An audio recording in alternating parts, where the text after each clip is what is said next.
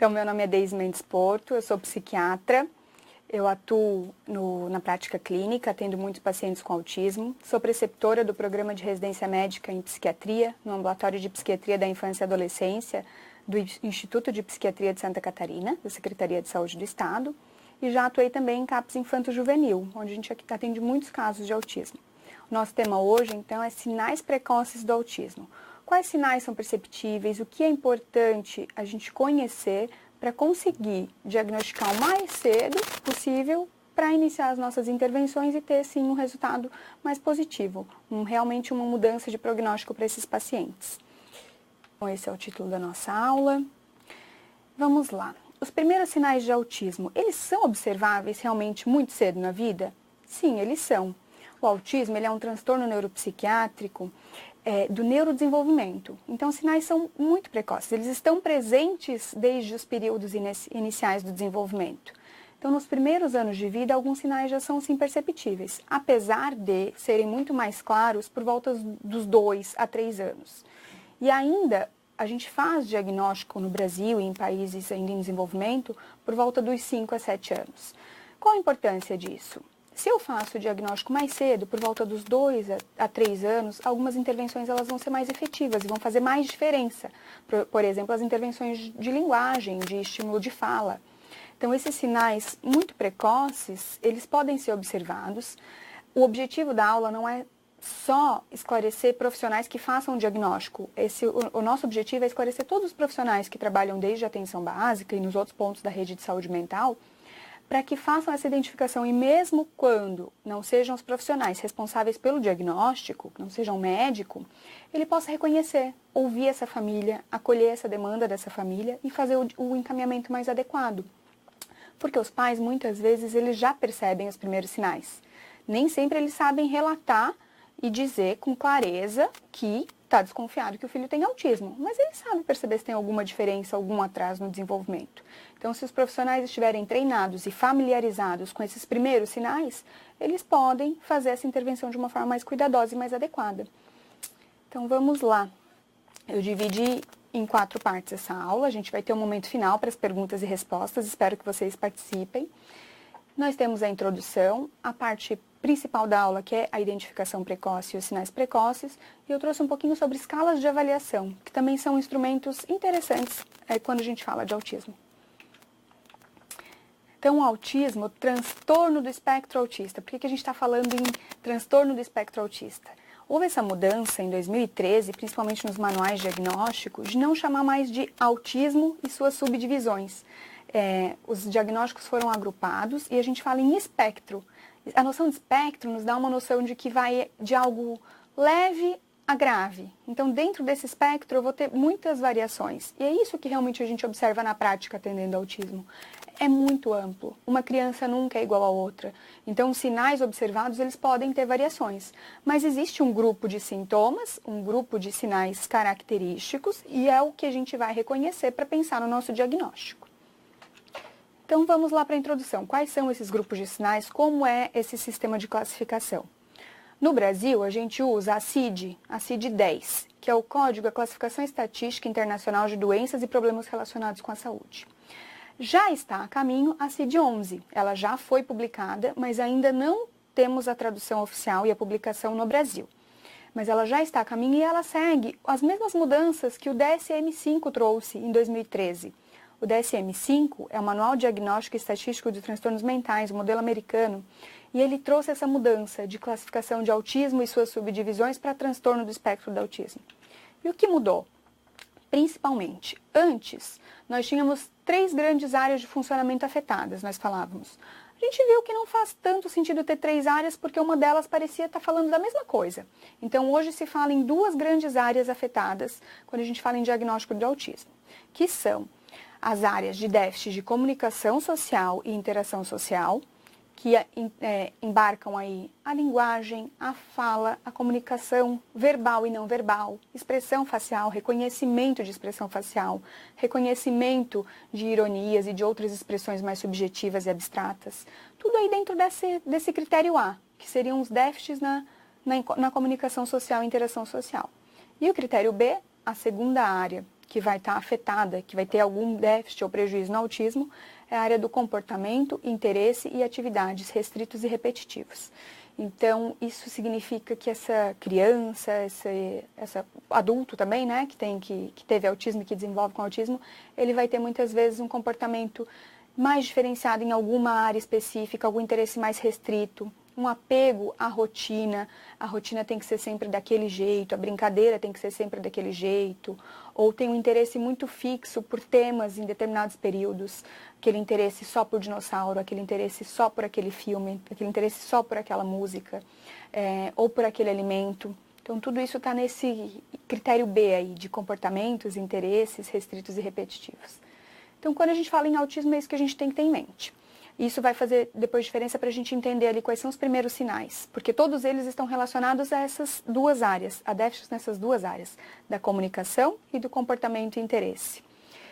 Essas duas áreas afetadas, elas têm que estar afetadas de forma suficiente para trazer prejuízo, porque a gente só classifica em transtorno, em psiquiatria, em saúde mental, quando há um prejuízo para esse paciente, para essa família. E esses sintomas, eles têm que estar precocemente aparente, eles têm que ter iniciado nos primeiros anos de vida.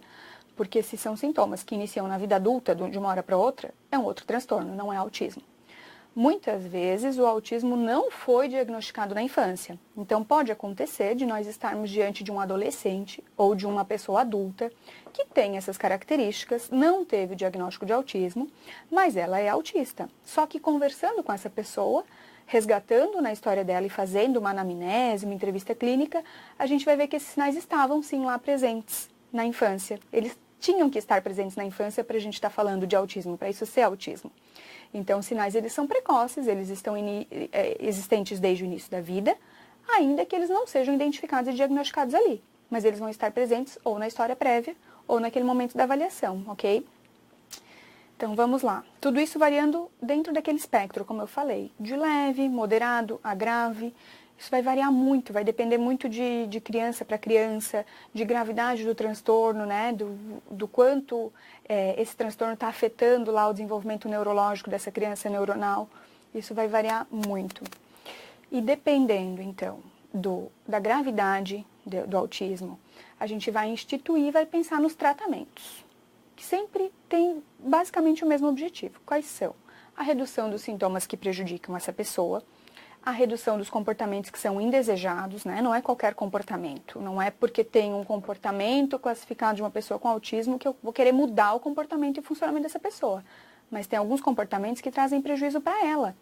E não é só pensando nas pessoas ao redor dela, ou na sociedade, e não está acolhendo a diferença dessa pessoa. A gente tem que acolher sim, mas a pessoa tem um sofrimento muitas vezes com o comportamento. Por exemplo, uma pacientinha me relatou que ela tem estereotipia, ela tem aquele movimento repetitivo ali do critério B. E ela me disse que isso incomoda muito ela. Então esse pode ser um dos objetivos do tratamento, reduzir esse comportamento repetitivo que traz um prejuízo para esse nosso paciente. Ou os outros sintomas que são muito comuns, alteração de sono, insônia. Então eu tenho que tratar o sono dessa criança, porque ela precisa dormir bem para desenvolver bem. A agressividade, a agitação, muitas vezes essa criança é agitada, ela não consegue parar, aproveitar as coisas que ela está tendo ali na vidinha dela, na escola ou com a própria família. E a agressividade. Então o comportamento agressivo muitas vezes ele ocorre também e pode ser um dos motivos até da busca de tratamento. Além disso, o fortalecimento das capacidades, que é tão importante quanto o tratamento dos sintomas e comportamentos. É reconhecer quais são as potencialidades dessa criança, desse paciente com autismo. Porque pode ser que ele não seja muito bom nas habilidades matemáticas ou nas habilidades sociais, mas que ele seja muito bom com as habilidades artísticas, as habilidades manuais. E isso vai fazer muita diferença. De qual vai ser o nosso objetivo com ele, da família com ele, para que ele possa desenvolver o seu máximo, o seu potencial máximo, para que ele possa crescer bem, feliz e satisfeito com as suas capacidades. O tratamento de comorbidades também é uma parte importante do tratamento. Se a gente pensar que comorbidade, ela geralmente não é exceção no autismo, na criança, no adolescente. Geralmente ela é regra. É muito comum uma criança que tem algum transtorno mental, incluindo o autismo, que ela tenha outra comorbidade neurológica, como a epilepsia, que é muito frequente no autismo, ou também um outro transtorno psiquiátrico. É muito comum a ocorrência, junto com o autismo, de transtornos de déficit de atenção e hiperatividade, de transtornos do comportamento disruptivo, da agitação, agressividade e outros, e transtornos de linguagem e de aprendizado, que possam necessitar intervenção fonoaudiológica ou intervenções pedagógicas, incluindo também adaptações escolares. Então, tudo isso tem que ser muito bem avaliado para que esse trabalho e esse tratamento ele tenha algum sucesso. E o tratamento, em via de regra, é multidisciplinar. Ele não é só um tratamento que vai envolver o médico, o psicólogo ou o fono, ele envolve todo mundo. A escola, a pedagogia. Então, necessita de atenção em todas essas áreas para que a gente consiga atender essas necessidades do autismo. E o suporte familiar é muito importante, porque essa família vai lidar tanto com as expectativas que ela tinha com relação a essa criança, que os pais naturalmente esperam uma criança sem algum tipo de transtorno psiquiátrico ou sem algum tipo de deficiência, e começar a perceber essas dificuldades vai trazer muitas angústias. A gente vai ter que acolher essa família, fornecer para ela todo o suporte de tratamento necessário e também todas as informações para que elas consigam lidar com aquilo da melhor forma possível. E reconhecendo que, apesar de não ser como planejado, pode ser muito bom também. E que essa criança pode ser muito feliz e trazer muita alegria para essa família. Então, vamos lá.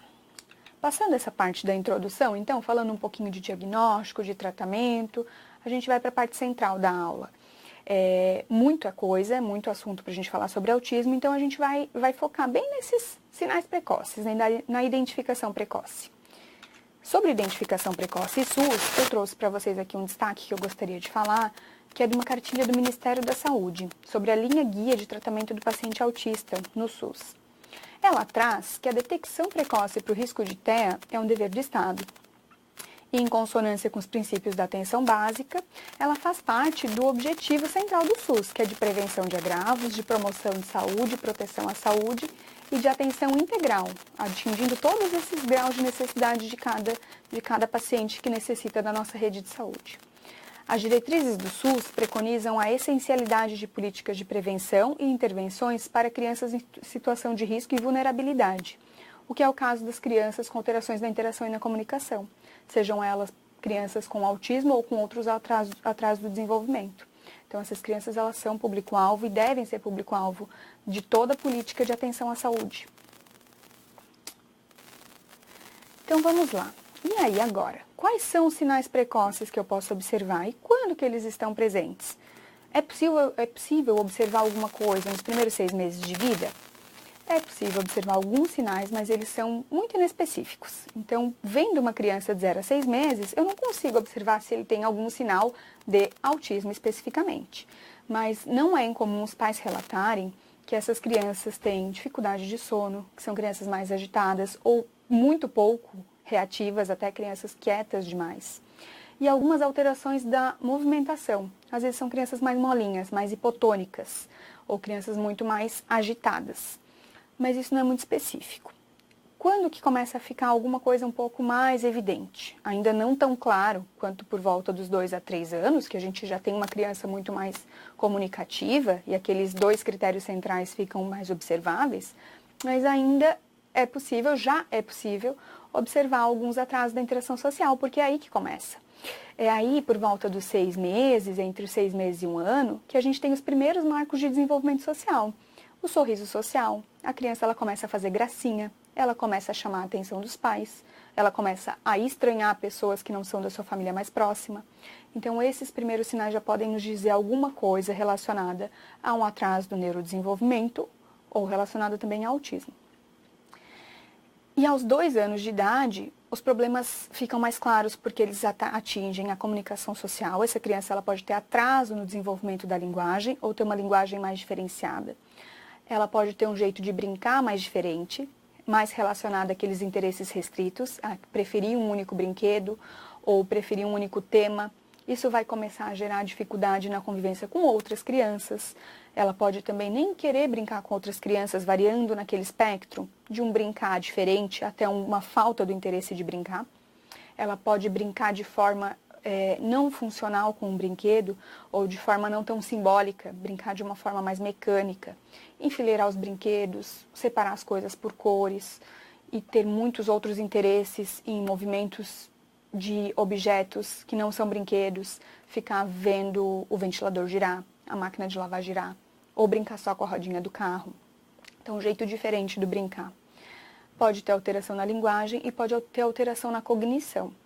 É muito comum também a ocorrência de prejuízo da inteligência no autismo. Pode ter a ocorrência de um déficit cognitivo, de ter um atraso. Nem sempre. Ter autismo não significa ter prejuízo na inteligência. Terão os autistas que têm uma inteligência preservada, que eram chamados antigamente de Asperger, na classificação antiga.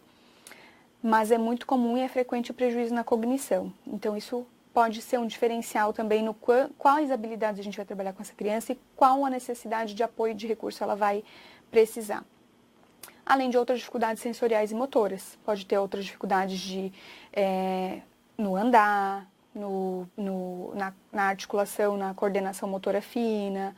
Pode ter também dificuldades sensoriais, muita sensibilidade ou pouca sensibilidade ao toque, ao cheiro, ao paladar, à sensação da comida, aos barulhos. Tudo isso já pode começar a ficar mais evidente lá por volta dos 2 a 3 anos. Não tão cedo, né?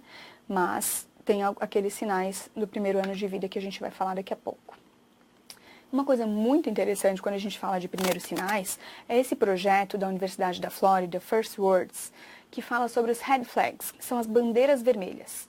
Quando a gente fala em sinais precoces, é muito pouco provável que a gente não vá pesquisar e encontrar esses sinais, porque eles trazem de forma bem sintetizada pontos que são muito importantes e que podem ser observáveis, que indicam o atraso do desenvolvimento e o autismo. Deixando claro, esse projeto deixa claro que nenhum desses sinais ele é patognomônico. O que significa?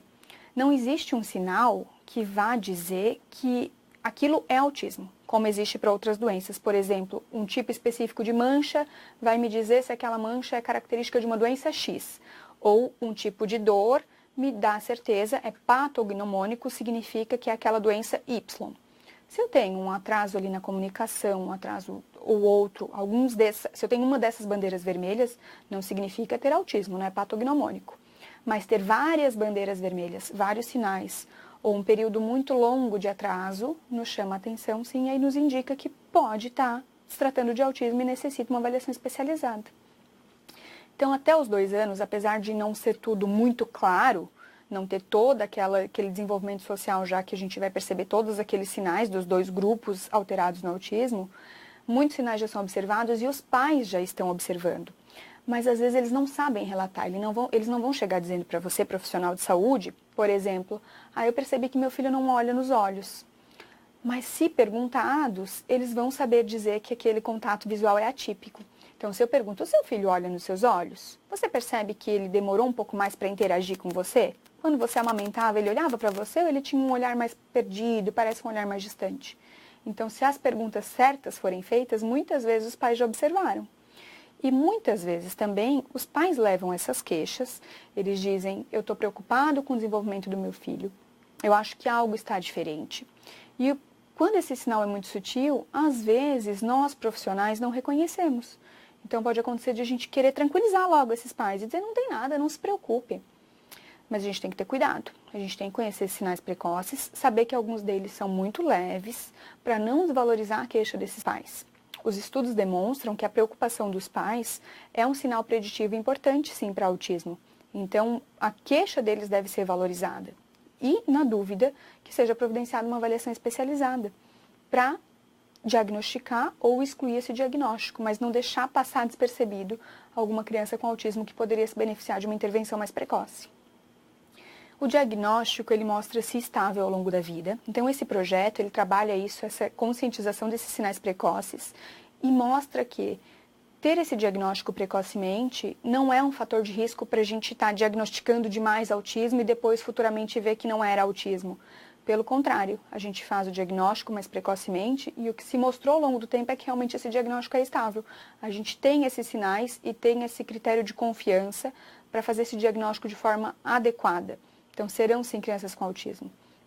O que o material do Ministério da Saúde traz ainda de uma forma que não fica às vezes tão clara na leitura é que o diagnóstico não é feito antes dos 3 anos. Não é que o diagnóstico não é feito, ele não é comumente feito. Mas com esses sinais e com esse conjunto de sinais, um profissional treinado ele está habilitado a fazer o diagnóstico de autismo, e isso implica nos direitos desse paciente a ter o tratamento, tanto na saúde pública quanto na saúde suplementar ou privada, e isso faz muita diferença. Então, o diagnóstico ele pode ser feito muito precocemente e ele se mostra estável ao longo do tempo quando ele é feito de forma adequada. Prejuízo grande na atenção compartilhada, é isso que a gente observa nesses primeiros meses de vida, não olhar nos olhos, não demonstrar interesse, não ter esse compartilhamento de interesse, é o que mostra esses sinais aí dessas bandeiras vermelhas, como a gente vai ver a seguir. E um fato importante também e que ajuda nesses estudos com pacientes com autismo muito precoce é que se observou e foi identificado que há um alto risco de autismo para irmãos de autistas. Então, nessas famílias, tinham pacientes com autismo e vinha um irmão mais novo nessa família. Então, a gente consegue ter hoje um grande número de irmãos de pacientes autistas acompanhados desde o nascimento. Isso possibilita o quê? Que se veja esses sinais muito precocemente, antes mesmo de um diagnóstico de autismo.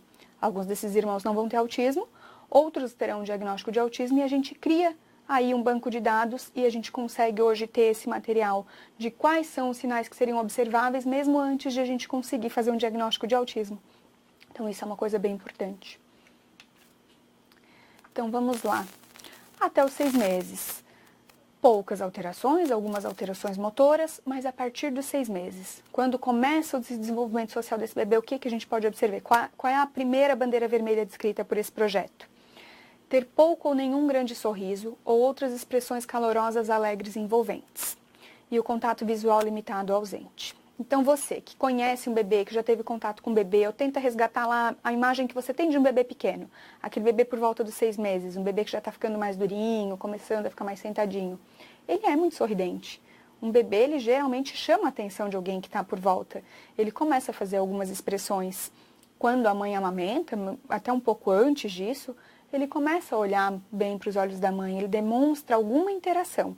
Então, ter muito pouco ou nenhum sinal dessa interação, não ter nenhuma grande expressão, não demonstrar esse início de expressão de sorriso e não ter esse contato visual, é uma bandeira vermelha.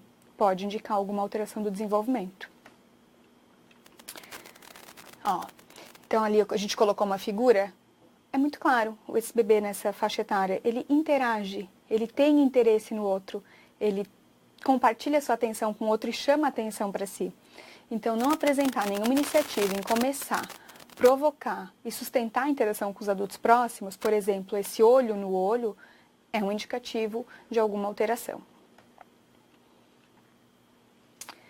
A partir dos 6 meses, ali entre 6 e 8 meses, eu coloquei um bebê de 7 meses para ilustrar, para a gente ter ideia.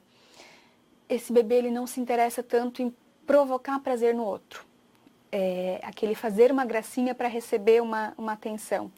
Ou ele não tem movimentos antecipatórios em relação ao outro. Esse bebê está fazendo o quê? Ele está esticando a mãozinha. Então ele brinca, ele começa a ter esse contato com o outro. Se eu vou fazer uma brincadeirinha de chegar perto desse bebê, ele tem uma reaçãozinha. Então, não ter essa reação de susto, essa reação antecipatória, não chamar atenção, não olhar no olho, não querer fazer gracinha por volta dos 8 meses, é um sinal de alerta importante. Nessa fase também, começa a surgir os barulhinhos do bebê. O bebê começa a descobrir a própria voz, ele começa a dar gritinho, acha graça disso, a gente também acha muita graça, né? O bebê fofinho, ele começa a fazer barulho, a gente interage junto. Muitas vezes o bebê com autismo, com atraso de desenvolvimento, ele não começa a ter essa expressão, ele não tem essa motivação de provocar interesse no outro e muitas vezes tem o atraso da fala e da linguagem, ou até a dificuldade motora na produção dos sons. Então ele não tem esse início desses gritinhos, ou ele tem e para. Ele tem alguma regressão ele até vai tendo, parece que tem adquirido algumas dessas habilidades, mas depois tem prejuízo, tem perda. Então isso, não ter esse sonzinho, principalmente em relação ao outro, quando o pai ou a mãe chega perto fazer um barulhinho, é um sinal de alerta também importante. E um outro sinal é o não se virar em direção da fala humana. Então é nessa fase que se o bebê está brincando e o pai chega por outro lado, ou a mãe, e chama, esse bebê começa a apresentar uma resposta. Ele vai em direção à fala, ele procura o outro. Ele não procurar o outro pode ser um sinal de alteração dali no interesse na comunicação social dele. esse virar em direção à fala humana, pode ser esperado a partir dos 4 primeiros meses de vida. Muitos desses sinais, e a gente consegue acompanhar esses sinais para quem atende criança lá pela carteirinha de saúde, de vacinação. Então lá tem os principais marcos do neurodesenvolvimento, o que é esperado para cada fase. É esperado então por volta dos 4 meses que isso se inicie. Daisy, não começou aos 5, estou preocupado, esse meu paciente, esse meu filho, essa criança, ela é autista? Não necessariamente, a gente sabe que tem uma margem, muitas vezes tem algum atraso de algum tempo, cada criança é cada criança. Mas ter vários atrasos, ou ter atrasos muito longos, ou seja, era esperado a partir dos 4 esse interesse na voz humana, e chegou aos 8 não tem esse interesse, são sinais de alerta, né? Então, ter um atraso muito longo, ou ter vários atrasos do neurodesenvolvimento, devem chamar a atenção. E é nessa fase também que o bebê começa a chorar para todo mundo. Ele não sai mais tanto do colo da mãe ou do pai. Enquanto é muito fácil você pegar um bebê pequeno, pegar ele do colo da mãe, pegar do colo do pai, fazer até algum procedimento de saúde, né? Nas unidades de saúde, se a gente pega um bebê menorzinho, é mais fácil você pegar ele para fazer alguma avaliação clínica, um exame, a vacinação, né? Até ter a vacina, ainda é mais fácil pegar essa criança. Mas a partir dos 8 meses, ali por volta dos 6 a 8 meses, mais perto dos 8, ele começa a estranhar pessoas que não são da família muito próxima. Um bebê com desenvolvimento normal, ele começa a fazer cara feia para pessoas estranhas. Se o bebê não tem essa estranheza do outro, isso também significa que algo não está dentro do esperado no desenvolvimento social. É esperado que essa criança estranhe. Então, ela ter pouca estranheza, ela ter essa interação social de ir muito fácil com o outro, causa um estranhamento. É como se esses bebês não notassem a diferença de se essa pessoa é familiar para ele ou não. Então, se aos 9 meses, esse bebê, ele tem pouco ou nenhum compartilhamento de som, sorriso ou expressão facial, a gente já está com uma bandeira vermelha aí bem significativa, né? É um dos sinais bem importantes. Não está tendo um desenvolvimento, uma reciprocidade social que era esperada para essa criança já nessa fase do desenvolvimento. E a gente está se aproximando de 1 aninho de vida. Então, se a gente conseguir lembrar agora de um bebê com 1 aninho de vida, fica mais fácil a gente pensar talvez em alguém da família, em alguma criança quando a gente atende, lá por volta dos 12 meses, quando ele está fazendo o primeiro aniversário. É uma criança que já está, geralmente, dando os primeiros passos, já faz os primeiros sons ou fala algumas expressõezinhas. E ela responde quando ela é chamada pelo nome, ela tem uma interação, ela brinca um pouco, ela estranha quem ela não quer, ela já tem algumas preferências. Se por volta dos 12 a 14 meses essa criança não responde claramente quando é chamada pelo nome, ela não demonstra essa atenção compartilhada, ela não olha nos olhos, ela não imita pequenos gestos ou brincadeiras, ela está com um atraso no desenvolvimento social. Então, esses são 3 pontos que são trazidos lá no material do Ministério da Saúde. Na linha Guia sobre Autismo tem um quadro que fala sobre as principais alterações a serem observadas. E aí, avançando um pouquinho mais, passando os 12, 14 meses, se a gente pensar por volta dos 18 meses, que é por volta de 1 ano e meio, já começam a aparecer algumas brincadeiras. Essa criança ela já começa a brincar um pouco mais sozinha, sem o pai, sem a mãe, começa a ter interesse por alguns objetos. Se não tem interesse por objetos, ou tem um interesse atípico, e ali na imagem eu coloquei uma coisa que é muito comum, que é não brincar com um brinquedo fazendo historinha, não brincar com esse brinquedo de uma forma mais lúdica, ou tendo alguma função de brinquedo. Muitas vezes tem um enfileiramento dos brinquedos, ou se interessa mais pela parte do brinquedo do que pelo todo, mais pela rodinha do carrinho do que pelo brincar de carrinho. Ou separa as coisas por cores, parece uma coisa mais metódica. Isso chama a atenção. Alguns comportamentos já podem ser repetitivos, os interesses restritos e atípicos. Pode ter um interesse só por um único brinquedo, em um único tema, só carrinho, só dinossauro, só patinho. Ou, como eu tinha falado, alguns objetos da casa não típicos de interesse da criança. Toda criança vai olhar se tem um ventilador girando, ela pode achar uma gracinha. Mas quando isso é muito fixo, é muito restrito, a criança só se acalma quando ela está olhando só para aquele ventilador ou para os objetos que circulam, ou a máquina de lavar roupa em casa. Isso chama atenção, isso é um interesse restrito e repetitivo, é um comportamento atípico e vai... mas aí, qual é o problema de ter esse interesse atípico? Pode ser uma preferência da criança, alguém pode estar pensando isso a essa altura da apresentação. ela está deixando de ter interesse em outras áreas que serão importantes. Então, sempre que eu tenho um interesse restrito, fixo, repetitivo ou um comportamento disfuncional, isso pode trazer algum prejuízo. Ela está deixando de desenvolver em outras áreas, então é por isso que a gente tem que prestar atenção.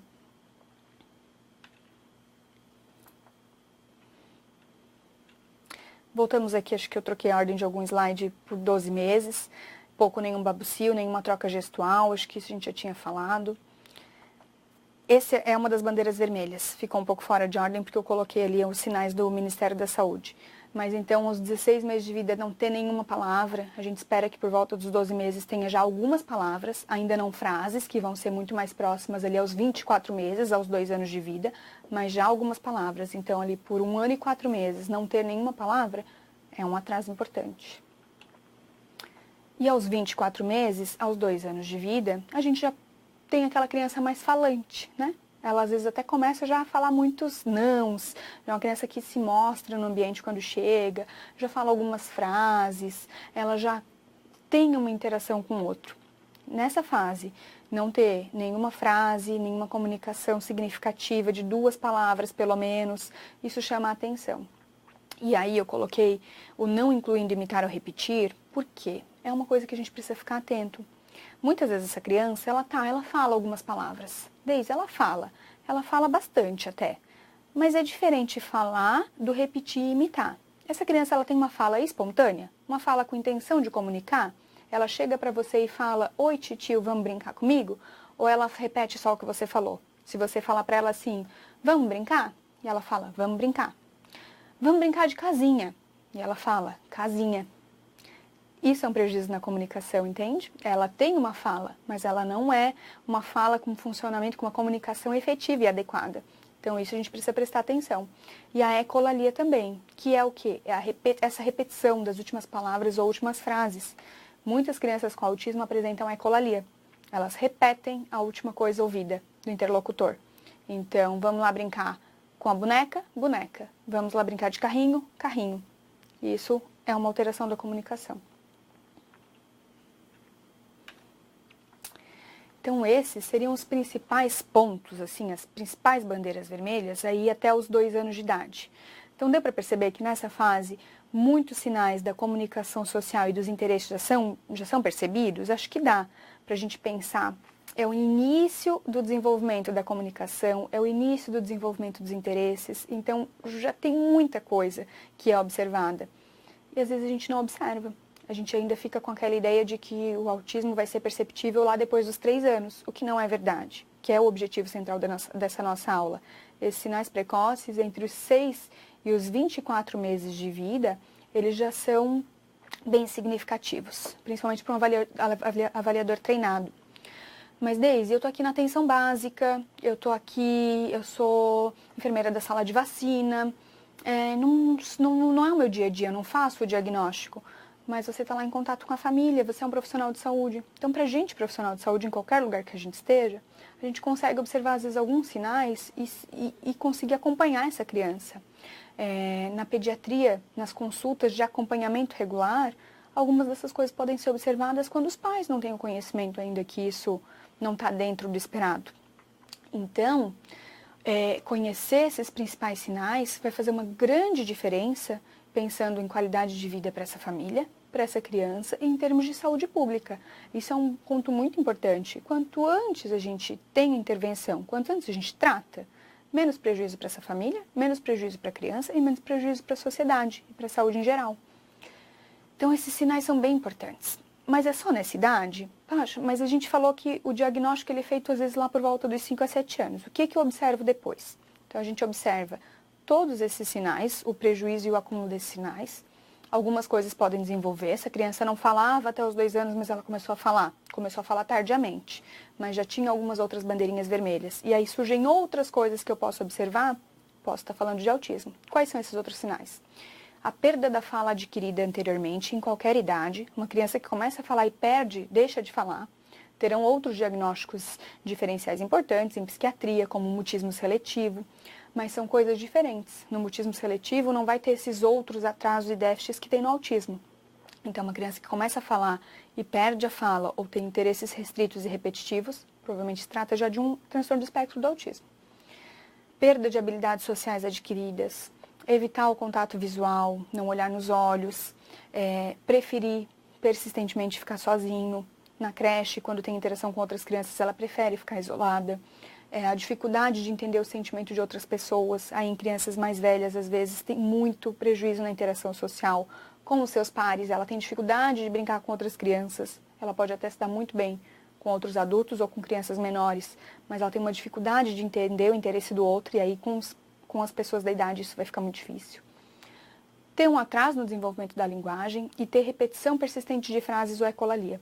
Então, isso tudo, em qualquer idade, faz parte lá das bandeiras vermelhas que a gente tem que prestar atenção. Outra coisa que a gente tem que prestar atenção. Mas essa criança, ela olha no olho. Essa criança, ela gosta de brincar com outras crianças, então ela não é autista. Isso não é verdade. Ter alguns desses sinais é o que deve nos chamar atenção, mas a criança olhar no olho ou ela até querer brincar com outra criança não significa não ter autismo. Ela pode querer brincar com outra criança, ela tem ali algum interesse, mas ela tem uma inabilidade social, uma dificuldade na comunicação, que fazem aquilo não acontecer de forma apropriada e adequada, com sofrimento para ela. Então a gente pode estar falando de um transtorno do espectro do autista mais leve, porque varia de leve a grave. Da criança que pode falar muito, falar boas palavras, ter uma linguagem até desenvolvida precocemente, mas ter muitos interesses restritos, repetitivos e não ter um repertório social bom, até a criança que não desenvolve a fala, que não vai falar, que vai precisar de linguagem alternativa. Então, esse espectro é muito variável. Então, ter alguns desses sinais são bandeiras vermelhas, mas não ter todos não significa não ter autismo. Outras alterações em qualquer idade. Pequenas mudanças na rotina podem gerar uma grande desorganização. Pequenas mudanças no que era esperado podem gerar uma grande frustração nessa criança. Combinar algo e não cumprir, ou ter escola todos os dias, sair de férias e voltar às aulas, ou uma mudança nos horários da família podem gerar uma grande dificuldade, porque faz parte do autismo aquele interesse restrito, a adesão à rotina, aos comportamentos, uma certa inflexibilidade. Então isso também deve chamar atenção. Ter os interesses restritos, sejam em idades mais avançadas, daí partindo lá do que eu já falei de interesse só por dinossauro ou algo assim. Na adolescência isso pode ser mais caracterizado por interesse em só um tipo de filme, em só um tipo de atividade, em só um tipo de alimento, em só um tipo de vestimenta. Então tudo isso pode ser uma restrição de interesse, não tem um repertório muito amplo. Comportamentos repetitivos também devem chamar atenção em qualquer idade. Bater, balançar, girar. E aí a gente fala das estereotipias. Podem ser estereotipias motoras, o balançar as mãos, que a gente chama de flapping. Pode ser o balançar o tronco. Pode ser estereotipia verbal, vocal, emitir alguns sons. E tudo isso pode ser para autorregulação, para aquela criança conseguir se acalmar. Pode ter alguma função para ela, e a gente vai ter que ajudá-la daí com isso, se isso é prejudicial. E pode ser também decorrente de alguma sensibilidade sensorial, de alguma sensibilidade que essa criança tem por preferir tocar em algo rígido para se acalmar, ou ter preferência por alguma textura, ou andar nas pontas dos pés, por ter uma sensibilidade mesmo na área do plantar. Então, tudo isso pode indicar alguma dificuldade sensorial relacionada ao autismo. E também dentro das alterações sensoriais, ter reações incomuns e intensas a sons, ou reações muito intensas a sons, ou uma indiferença total, a cheiros, sabores e texturas. Então, muitas vezes essas crianças elas querem comer só um tipo de alimento por causa dessa dificuldade sensorial, outras vezes pelo interesse, ela quer só uma cor de alimento. Então, tudo isso em qualquer idade da vida deve chamar atenção. Então, como o nosso público principal desse programa de educação continuada do Telesaúde é a atenção básica, qual é o papel da atenção básica? O que pode ser feito, além de tudo isso que a gente falou, de qualquer profissional poder estar atento a esses sinais? É na atenção básica que pode ser feito um atendimento compartilhado, interdisciplinar. No NASF, o NASF faz a capacitação dos outros profissionais. Então, se tem um psicólogo no NASF, se tem um fisioterapeuta que vai trabalhar essa parte de alteração sensorial, um terapeuta ocupacional, tudo isso ele pode ser ampliado, levando conhecimento tanto para as outras equipes de atenção básica, quanto para as escolas, para os outros setores da comunidade em que vão ser capacitados e vão poder participar da prevenção e da identificação precoce relacionada ao autismo. Então, a atenção básica tem um papel muito importante. E aí, nos últimos anos, nós ouvimos falar muito até de projetos de lei específicos que instituiriam ou que cobram a instituição de ferramentas padronizadas para a identificação de risco precoce de autismo. Ou seja, esses projetos eles visavam que fosse obrigatório, que seja obrigatório nas unidades de saúde, para qualquer profissional de saúde, que se apliquem escalas até os 18 meses de vida, ou os 18 meses de vida, para identificar riscos de atraso no desenvolvimento. Existem várias escalas, existem vários instrumentos e várias ferramentas. Existe uma única escala que seja melhor que todas as outras? Não. Mas existem algumas escalas melhores, com mais reconhecimento científico, escalas validadas. O que significa dizer que essas escalas elas foram amplamente avaliadas, elas têm uma boa sensibilidade para identificar os casos que são realmente, que podem ser autismo ou mesmo os que não sejam, mas ela é sensível, ela não deixa passar muito o que não é. E uma boa especificidade, identificar aqueles casos que são realmente de autismo, excluindo os que não seriam. Então, essas escalas elas chegam a ter 70%, 80% de sensibilidade e especificidade. Então eu faço o diagnóstico com essas escalas. Não, elas não são escalas para o diagnóstico. O diagnóstico ele é clínico, ele é feito pelo médico, ele é suspeitado, ele é avaliado pelos outros profissionais.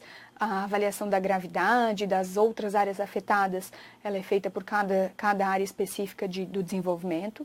Mas essas escalas elas podem ser ferramentas muito importantes na suspeição. Eu acho que pode ser autismo, eu vou aplicar uma escala para ter mais certeza, para suspeitar e encaminhar para uma avaliação especializada. Ou também para acompanhamento. O profissional especializado ele pode usar essa escala para quantificar as áreas alteradas, para mostrar para essa família quais são as áreas alteradas e para ter esse acompanhamento ao longo do tempo. Ele tinha prejuízo nessas áreas, agora ele tem prejuízo nessas. Está melhorando, não está melhorando? Que tipo de intervenção a gente vai planejar? Então, existem as escalas diagnósticas e as escalas de acompanhamento. São muitas, mas o importante ao escolher uma escala é escolher uma escala que seja validada, que tenha uma tradução para o português avaliada também, porque isso vai fazer diferença. E aí depende da habilidade profissional, da instituição em que ela vai ser utilizada. Mas geralmente escalas curtas são muito bem-vindas. Então eu trouxe uma escala, a MCHAT, por quê? Ela é uma escala muito bem avaliada, é uma escala validada, ela é muito curta, muito fácil de ser aplicada, leva poucos minutos. E ela pode ser usada para rastrear TEA nessa idade muito precoce que a gente está falando, então de 16 a 30 meses de idade. Ela se torna muito interessante. Ela leva apenas 2 minutos, a avaliação depois da pontuação, mas a aplicação dela não leva muito mais de 15 minutos. E ela tem questões específicas, ela tem 23 questões, e dependendo da resposta nessas 23 questões, a gente vai suspeitar mais ou menos de autismo. Então ela tem essa tabela, esse gabarito. Na questão se a resposta é não, se a resposta é sim, o profissional ele vai avaliar e vai fazer essa pontuação. Ela tem os itens considerados críticos, que ter 2 itens desses considerados críticos, ela chama a atenção, ou 3 falhas nos outros 3 itens, que seriam as respostas fora do esperado. Os itens críticos são os itens em negrito, né? Então, essa escala, vou mostrar aqui para vocês, essa escala é uma escala muito boa. Essa é a versão final dela em português. Você vai perguntar para o pai como que o filho geralmente é, na maior parte do tempo, e ele vai responder todas as questões. Então, as perguntas são, seu filho gosta de balançar ou pular no seu joelho? Sim, ele gosta, ou não, ele não dá bola para isso. O seu filho tem interesse por outras crianças? Não tem interesse. O seu filho, ele gosta de subir em coisas como escada ou móveis, ele é curioso, ele é mais parado? Seu filho gosta de brincar, esconder, mostrar o rosto, esconde-esconde, que é aquele interesse no outro, o interesse de compartilhar a atenção. O seu filho já brincou de faz de conta... Opa, pulei uma. Seu filho gosta de brincar, de esconder o rosto? Não, tinha ido. Seu filho já brincou de faz de conta, como, por exemplo, fazer de conta que está falando no telefone, ou que está cuidando de uma bonequinha, ou brincando de cozinhar, ele fantasia? A criança com autismo, muitas vezes, ela não tem essa brincadeira de criar historinha ou de faz de conta. O seu filho já usou o dedo indicador para apontar ou pedir alguma coisa? Ele demonstra que ele quer alguma coisa? Ou ele usa você, assim, ele pega você para quando ele quer alguma coisa, ele não consegue mostrar? Isso também é um sinal. O seu filho consegue brincar de forma correta com os brinquedos pequenos, os carrinhos, ele brinca de carrinho, bloco, ou ele só empilha e separa por cor, né? Sim ou não? Ele consegue brincar com isso?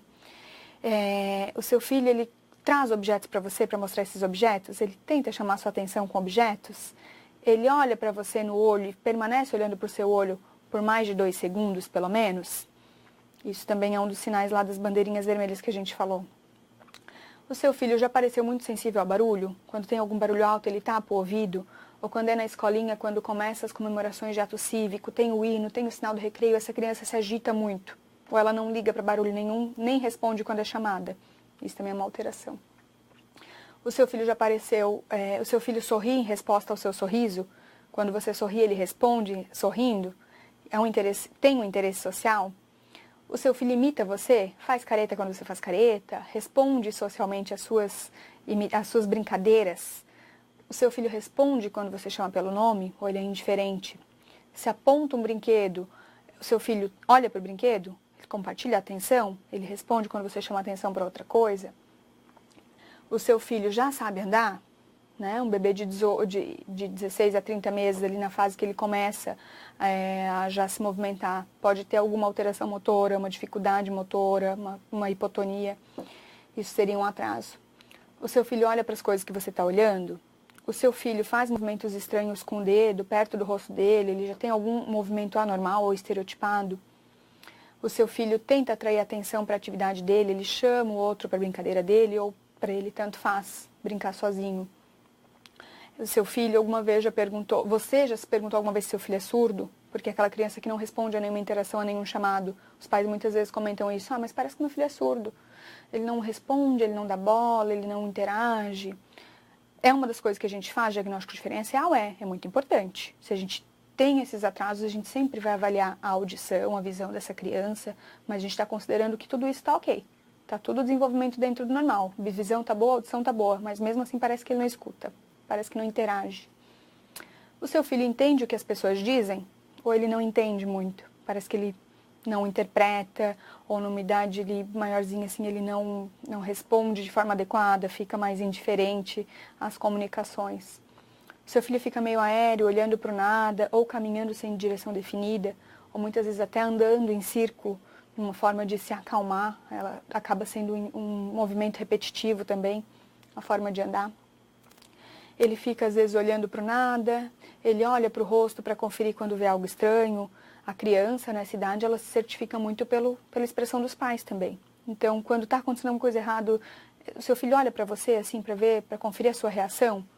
Se ele não demonstra tanto, pode ser porque ele também não esteja vendo essa reação externa. A interação dele social com o mundo está afetada. Então, são perguntas que a gente olhando para elas agora, depois de ter falado dos sinais principais, das bandeiras vermelhas, a gente consegue perceber que elas pegam todos aqueles sinais. Então, se eu sou um profissional de saúde eu não é o meu dia a dia avaliação de autismo, eu não tenho lá já decore salteado na minha cabeça quais são as perguntas que eu tenho que fazer, quais são os sinais que eu tenho que avaliar, essa escala ela ajuda muito. Ela traz todos esses pontos em 23 perguntas, com uma aplicação rápida, e vai ajudar até esse grau alto de suspeição. Se preencheu de forma positiva, eu vou encaminhar para uma avaliação especializada. Não é a única escala, tem muitas outras, mas essa é uma que eu acho que vale a pena compartilhar com vocês. Então essas são as referências que a gente utilizou na aula. Espero que surja o interesse para estudar um pouco mais. São ótimos materiais e os sistemas de classificação que a gente utiliza. E espero que tenha conseguido responder as principais perguntas, os objetivos da aula de reconhecimento dos sinais precoces, para que a gente consiga, assim, abrir mais o nosso olhar para o autismo de uma forma muito mais cuidadosa, reconhecendo cada vez mais os transtornos, mesmo quando eles são leves e que não necessariamente necessitem de toda uma intervenção em saúde, mas para acolhimento e orientação dessa família, para que a gente consiga ter uma sociedade com menos preconceitos também, menos resistências, mas uma sociedade muito melhor e com muito mais capacidade de oferecer assistência de saúde para essas pessoas que precisarem dessas intervenções. E quando essas intervenções forem oferecidas precocemente, é o que vai fazer mais diferença no prognóstico, nas habilidades que essa criança pode vir a alcançar. A gente tem que lembrar que o autismo não tem cura, a gente não busca a cura, ele não é uma doença, é um conjunto de sinais e sintomas que vão trazer algum prejuízo. Então essas intervenções, elas têm que acontecer para melhorar a qualidade de vida, Então, essas intervenções, elas vão ser de acordo com os prejuízos. Se tem um prejuízo na fala, o quanto antes a gente estimular essa fala, melhor para essa criança, para que ela consiga depois não ficar acumular os outros prejuízos decorrentes dos déficits que ela pode apresentar. Então, é isso. Abertos para perguntas e respostas. De Minas Gerais. Trabalho em Santa Bárbara, Minas Gerais, com um adolescente de 16 anos, hipótese diagnóstica de autismo e retardo mental. O maior problema dele é a agressividade excessiva, bate em todos, até na mãe. Sou fisioterapeuta do NASF e não estamos obtendo resultados. Ele não quer nem sair de casa. E aí, então, o município pede alguma sugestão. Então, um caso difícil, um caso que tem também aí a deficiência mental, o prejuízo na inteligência, isso agrava os quadros. Se tem um prejuízo, uma dificuldade de comunicação, isso gera muita frustração no adolescente, muito mais agressividade. Então, avaliar o que está acontecendo é necessário. Se esse adolescente ele tem dor, ele pode reagir com agressividade. Se ele não está gostando da luz do ambiente, ele pode reagir com agressividade. Então, conhecer esses sinais e conhecer o que acontece no autismo para tentar manejar esse ambiente melhor é fundamental. Além da nossa resposta a essa criança, a esse adolescente, o jeito de lidar com ele, a gente vai aprendendo. Mas são casos que muitas vezes são muito difíceis e quando essa agressividade é importante, o atendimento e os cuidados com ela vão necessitar ser multidisciplinares. Então, nesse caso, talvez uma avaliação, não sei se o colega não comenta se já foi feita, mas uma avaliação médica especializada, avaliação com psiquiatra ou com neurologista para medicação da agressividade, ela pode ser necessária. E ela muitas vezes é muito útil. Se a gente pensar, tem muita gente ainda que tem preconceito e resistência com a medicação e que acha que não se deve medicar demais, excessivamente, criança, adolescente principalmente. A gente tem que abrir muito a nossa cabeça com relação a isso. É um adolescente que está agredindo, que está trazendo prejuízo para ele, porque ele não está ficando feliz também depois que ele tem uma reação agressiva. A família tem riscos e tem consequências para ele, para outros adolescentes, para a equipe de saúde. Então, medicar vai ser para o bem dele. Então, a medicação, nesses casos, ela pode ser muito útil. Existem várias medicações, depende, precisa ser uma avaliação bem feita, se ele tem outras comorbidades, se ele está deprimido, se ele está ansioso, ou se é só um comportamento agressivo, se ele está dormindo bem, se isso está atrapalhando. Então, a medicação aí pode ser uma das coisas que possam ajudar mais, além do conhecimento da equipe, da família, o suporte à família, para avaliar se existem outras coisas no ambiente que possam ser feitas. Às vezes são casos difíceis. Tá certo. Ponte Alta do Norte coloca uma experiência, vou ler aqui para vocês e para a nossa palestrante também complementar aqui conosco. Sou nutricionista e tive uma experiência legal com uma criança autista. Ele tinha 10 anos na época e a mãe relatou que ele não comia se colocasse mais de um alimento no mesmo prato.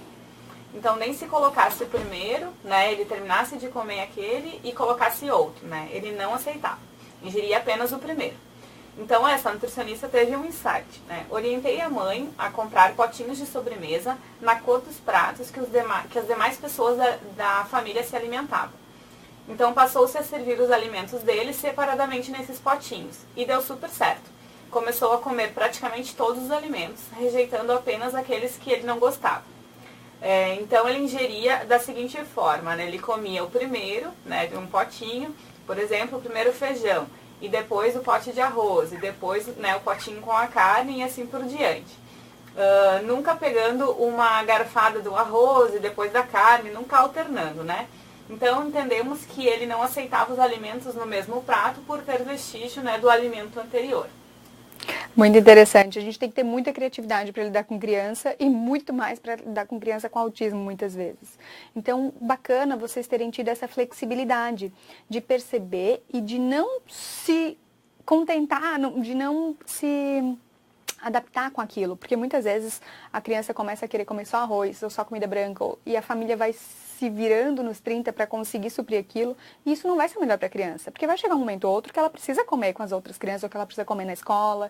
Então, a gente conseguir fazer essa estimulação, perceber o que estava acontecendo, conseguir pensar estratégias para ampliar ali o repertório alimentar dessa criança, conseguir fazer com que ela coma junto com a família e depois provavelmente comer com as outras crianças da escola. Isso vai ser super importante, além da questão nutricional, né? Que ter a recusa alimentar muitas vezes vai gerar algum déficit nutricional de alguma vitamina, algum mineral muito importante para essa criança que está se desenvolvendo. Então é muito bacana, parabéns pelo trabalho de vocês, parabéns pela sensibilidade e espero que essa criança continue indo bem. Joia! A gente tem aqui agora o município de Fraiburgo. Sou fonoaudióloga e estou atendendo uma criança de 4 anos, porém ainda não tem nenhum diagnóstico. Apresenta alguns sinais em alguns momentos e em outros ela age de forma totalmente natural para a idade. Já passou por avaliação de 2 médicos neurologistas, mas com pareceres diferentes. Um relata que a criança não tem autismo e prescreveu medicação antidepressiva. Já outro não deu um parecer definitivo, mas pediu novas avaliações. Está com atraso expressivo na fala, mas em questão comportamental vem melhorando gradativamente, né? Gostaria de sugestões para esse caso. Então, isso é uma coisa muito comum de acontecer, de ter profissionais diferentes em momentos diferentes, com avaliações diferentes. Por quê? Essa criança ela não está da mesma forma todos os dias. Ela pode ter um dia melhor, ela pode ter um dia pior. Isso pode aparecer de alguma forma um pouco mais flutuante, ou principalmente quando a gente faz avaliações rápidas. Muitas vezes a nossa realidade de avaliação é de uma consulta de 15 a 30 minutos e nem todos esses sinais ficam evidentes. Então, é preciso ter conhecimento de todos os sinais para conseguir fazer uma boa investigação histórica com a família e muitas vezes com outras pessoas, com a escola ou com outros profissionais que atendem, para conseguir ver se essa criança tem alguma alteração ou não. Muitas vezes a gente não vê em uma consulta.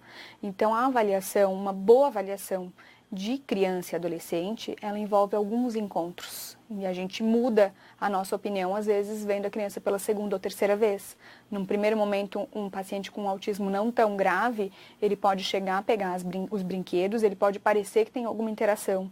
Mas na sessão seguinte, ele vem e faz tudo da mesma forma, de forma mecânica e repetitiva. Mudou tudo, entende? Então, essa avaliação ela precisa ser bem criteriosa.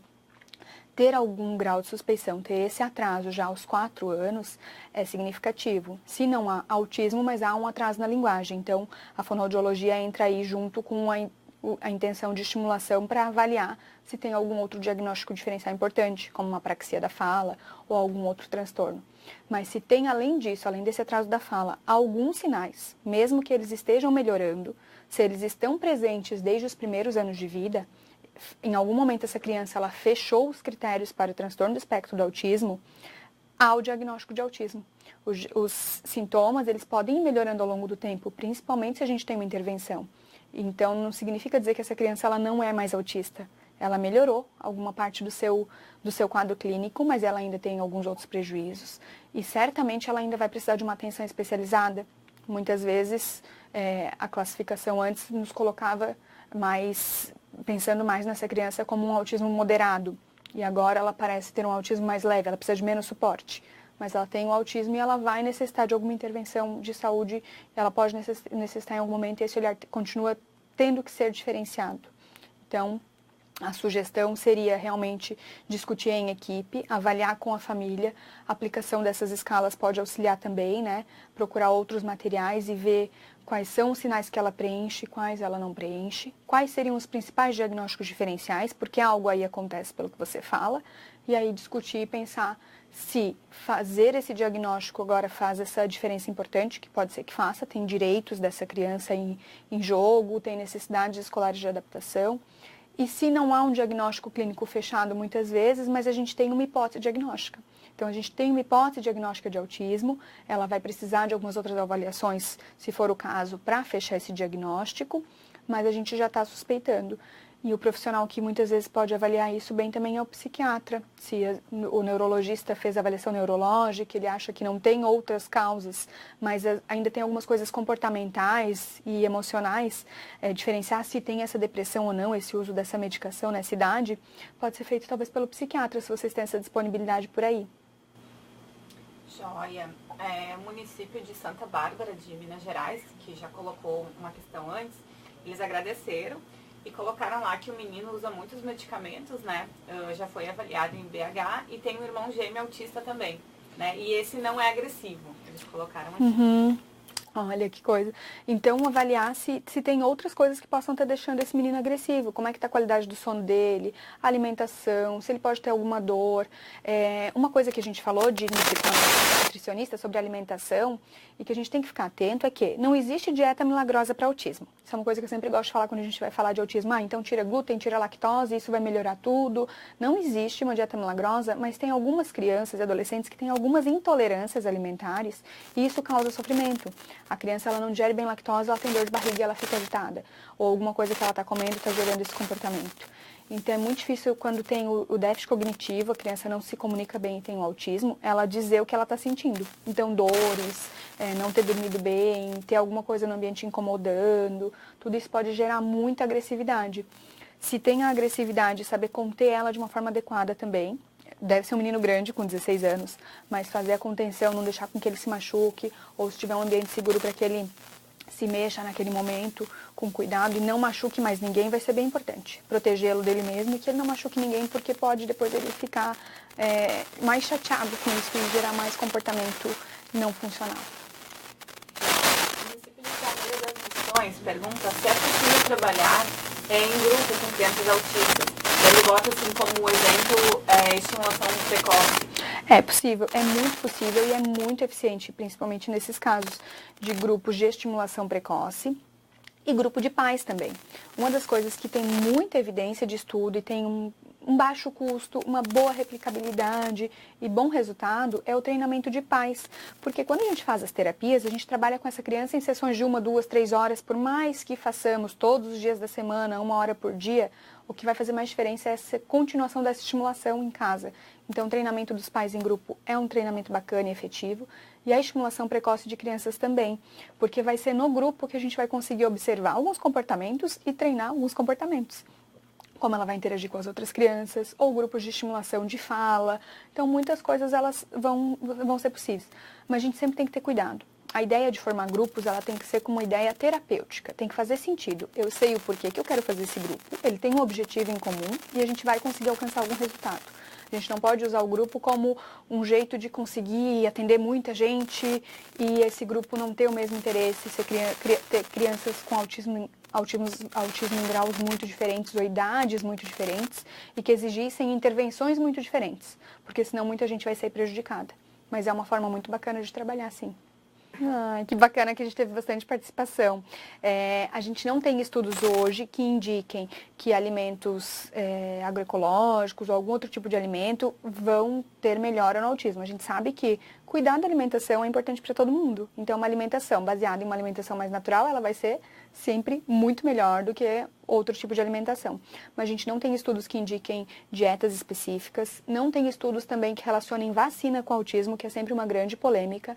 Vacinar não causa autismo. A gente teve uma complicação recente no estado, a gente está tendo os casos de febre amarela, as pessoas têm que receber as vacinas e tem muitas complicações na infância, como a polio, que são preveníveis com vacina e muitos pais acabaram ficando com medo por uma polemização de uma coisa que nem tem evidência, pelo contrário, já foi avaliado, já foram reavaliados os estudos que poderiam indicar isso e se viu que não há relação.